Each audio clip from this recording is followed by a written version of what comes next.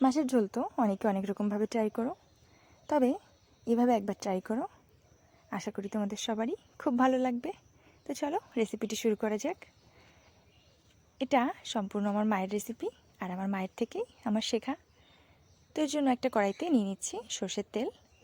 এতে দিয়ে দিচ্ছি আগে থেকে কেটে ধুয়ে রাখা আলু, সামান্য লবণ দিয়ে ভেজে নিচ্ছি, কোনো রকম হলুদ দিচ্ছি না আলুতে।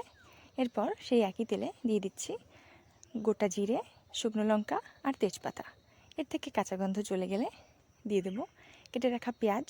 পেঁয়াজটা একটু ভাজা হয়ে গেলে দিয়ে দিচ্ছি আদা বাটা, রসুন বাটা আর কিছু গুঁড়ো মশলা।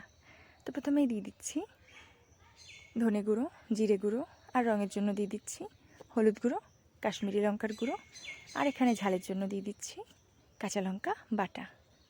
এরপর সমস্ত মশলাটাকে ভালো করে আরেকবার কষিয়ে নিচ্ছি, যাতে মশলাটা নিচে লেগে না যায়, তার জন্য খুব সামান্য একটু জল দিয়ে দেবো।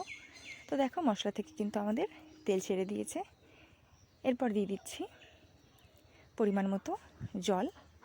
এখানে যে যতটা গ্রেভি পছন্দ করবে সে ততটাই জল দেবে, আমি এখানে খুবই কম জল দিয়েছি। এরপর দিয়ে দিচ্ছি আগে থেকে ভেজে রাখা আলুগুলো। এরপর আলুগুলো সিদ্ধ হওয়া পর্যন্ত ফুটিয়ে নেব। আর এখানে দিয়ে দিচ্ছি আগে থেকে ভেজে রাখা মাছগুলো। তো মাছগুলো আমি আগে থেকেই কেটে ধুয়ে ভেজে নিয়েছিলাম।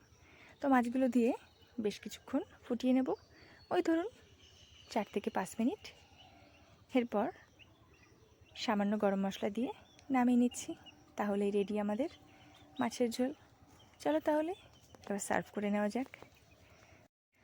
আজকের ভিডিওটা এখানেই শেষ করছি। সবাই ভালো থেকো, সুস্থ থেকো, সাবধানে থেকো। দেখা হচ্ছে পরে নতুন একটি ভিডিওতে।